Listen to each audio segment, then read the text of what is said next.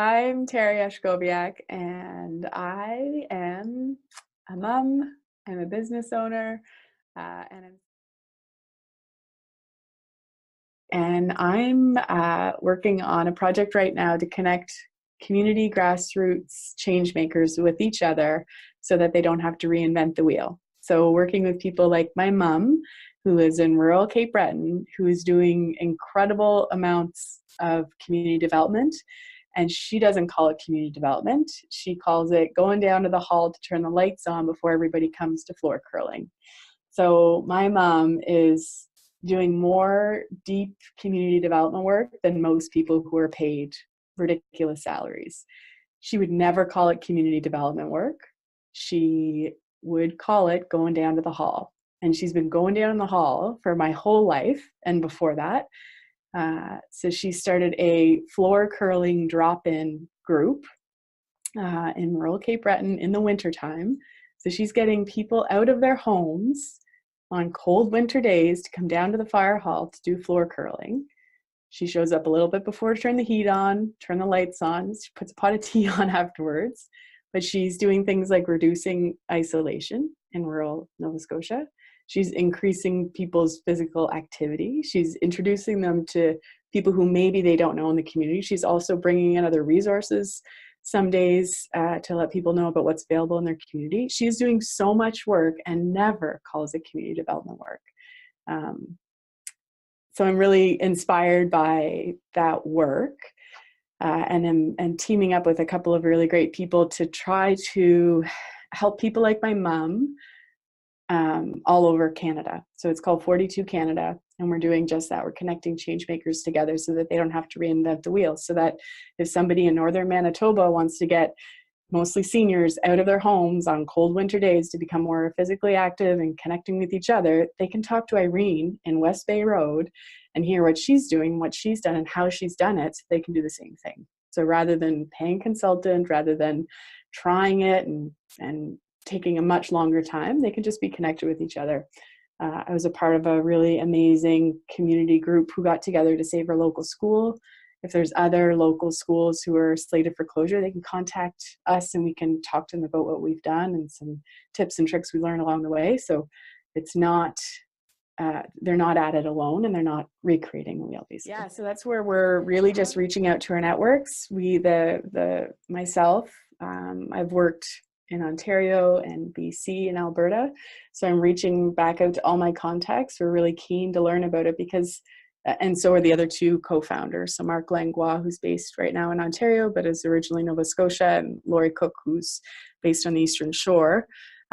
We've been in this field of work for a really long time, so we know a lot of people and have really great connections across the country. We're just starting one by one. So letting people know if they know of somebody who's doing really amazing stuff in the grassroots, that isn't a salaried person who's getting their mileage paid for and getting professional development opportunities all the time, that they can be connected. And then the idea is that we'll have community coaches across Canada who have stories to tell, who people can eventually look on our website and say, oh, they're starting a theater group. We're trying to start a theater group. Let's get connected. And so they'll be able to connect with each other that way. It's going to take some time. But people seem really excited about it because it seems to be a real lack for support specifically for grassroots change makers who aren't connected to an organization, who are just doing this because they really love it and they want to do it.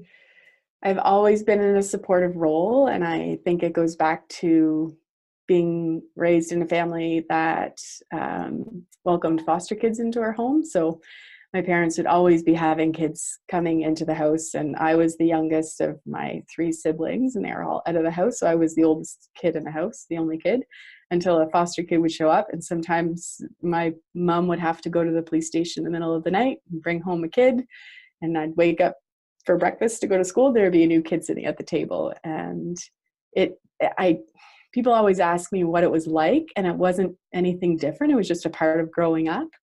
And it wasn't until I was in my 20s that I realized that was not everybody's normal to have kids just showing up from out of the blue, who may come for 3 days, who may come for, my parents had some foster kids that were there for years, for 10 years. So I credit my need to nurture and support, going right back to where, how I was brought up. And I've always played that role in whatever work that I did, whether it was as a doula working with new families in the birth time and then also in postpartum period. I've also worked always in the nonprofit sector. So there's in the majority of helping roles in that kind of sector. And then also with developmental evaluation is something else I do, which is kind of like a coach for a really big kind of complex project. So always in that kind of reflecting, nurturing, helping roles. So I think that's where my love of supporting people, and to be really efficient, I get really frustrated when things are too lofty. I'm not generally a big kind of lofty thinker on some levels. I like to just get stuff done. So I like getting people to that place where they can just be really efficient and get things done. I like seeing the chaos clear and things become really clear for people, and see those moments in sessions all the time when people are like, oh, okay, like I can do this. Although I think I'm more intentional about it than my parents. Like as a kid growing up, we would just be brought along down to the hall to help out. They never called it volunteering. I never knew that I was volunteering. We called it helping out. Whereas my boys, I think there's some value in knowing that you're volunteering. So my kids are brought along everywhere I go, wherever we're volunteering, and I let them know that they are volunteering, the value of that and how helpful that is and what that means to whoever they're volunteering for. So I think I've shifted a little bit from the way I was brought up, just in that I'm identifying it and that they acknowledge it and that they recognize volunteers in their own community too.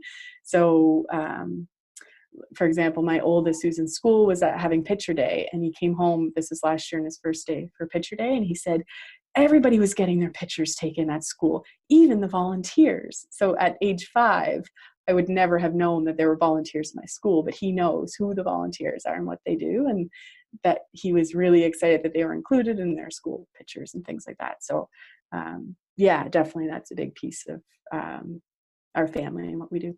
Along with what my mom does every day is just be kind to people, look out for people. I think that's just be aware of others and be kind and welcoming to them. And I think my love of being practical comes from her too. There's no fluff with her. She just gets stuff done. She's the person in the community that everybody can rely on to do anything, whether it's driving somebody to a doctor's appointment, taking somebody in who needs it. She's the person. So I think, being kind to people and just don't get bogged down the fluff, just do what needs to be done. When you see somebody who's doing something amazing, don't be afraid to tell them. Don't think it might be awkward. Just say it. If you see something amazing happening, or if you see somebody doing an incredible job, just say it. You never know what their day was like before you said that. You never know what they're dealing with. You never know if that could be the one piece of feedback or kind thing that somebody has said to them all week or all month or wherever, right? So I think don't be afraid or don't be embarrassed to just tell people when you see something good in them. So I just founded a business called Groundwork, which helps people find clarity in whatever they're working on. It's a method that I use just to help you get really clear. And I love the messiness of it. I love when things are chaotic, because I know and I can get it to a place where it becomes more clear and organized.